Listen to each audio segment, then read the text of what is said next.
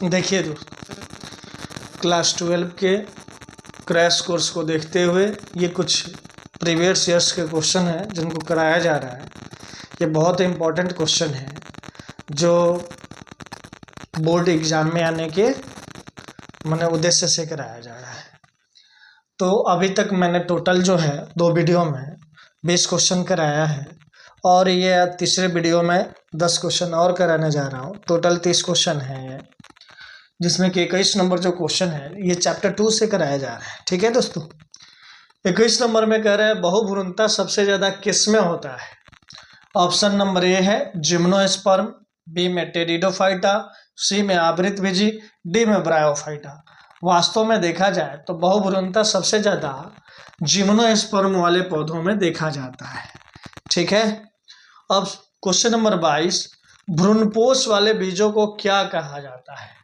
यानी एपोकार्पिक, बहुभ्रूणता, एंडोकार्पिक, एंडोस्पर्मिक। वास्तव में देखा जाए तो भ्रूणपोष वाले बीजों को एंडोस्पर्मिक कहा जाता है। क्वेश्चन नंबर 23 है, अनून मिलय परागन वाले पौधे में निश्चित रूप से होता है। यानी ए में है स्वपरागन, बी में है परपरागन, सी में दोनों और डी में इनमें से कोई नहीं। वास्तव में देखा जाए तो अनून मिलय परागन जो होता है स्वपरागन, अनून मिलय परागन जो होता है स्वपरागन के ही द्वारा होता है। क्वेश्चन नंबर 24 है, निम्न में से कौन कीटभक्षी पौधा है। यानी वह कौन सा ऐसा पौधा है जो कीटों के द्वारा कीटों को भक्षण करता है। ए में है ड्रोसेरा, बी में नेपेंथिस, सी में ए और बी दोनों, डी में हाइड्रिला। वास्तव में देखा जाए तो आपका ड्रोसेरा और नेपेंथिस दोनों होता है, यानी ऑप्शन नंबर सी आपका सही हो जाएगा। अगला क्वेश्चन है 25 नंबर, टेपिटम का कार्य इनमें से कौन सा है। यानी टेपिटम का क्या कार्य है एक प्रकार से देखा जाए तो सुरक्षा करना, पोषण, श्वसन, सिनगैमिंग। वास्तव में देखा जाए तो टेपिटम का जो कार्य होता है वो पोषण का होता है।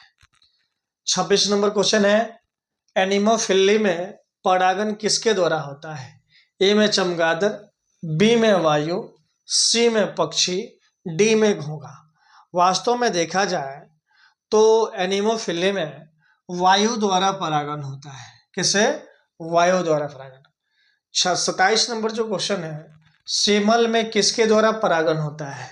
सेमल में जो देखा जाए ए में चमगादड़, बी में पक्षी, सी में जल और डी में वायु है। तो सेमल द्वारा परागन चमगादड़ में होता है। 28वां नंबर जो क्वेश्चन है, दोहरा निषेचन के परिणाम स्वरूप किसका निर्माण होता है।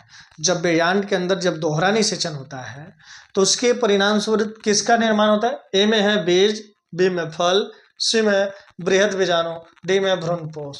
वास्तव में देखा जाए तो आपका भ्रूणपोष का निर्माण होता है। किसका निर्माण होता है? भ्रूणपोष का। चलिए 29 नंबर है, बीजांड में अर्धसूत्री विभाजन होता है।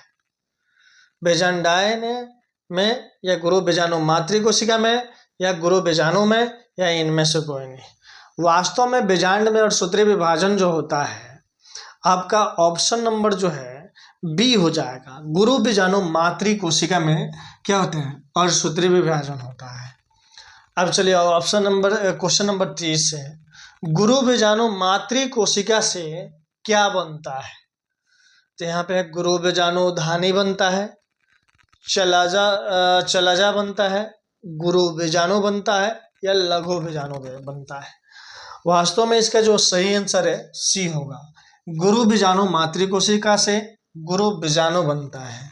तो दोस्तों ये टोटल 30 क्वेश्चन हुए जो चैप्टर 2 से बहुत ही इम्पोर्टेंट क्वेश्चंस कराए जा रहे हैं। ठीक है, तो आज भर के लिए इतना है, फिर मिलते हैं अगले वीडियो में।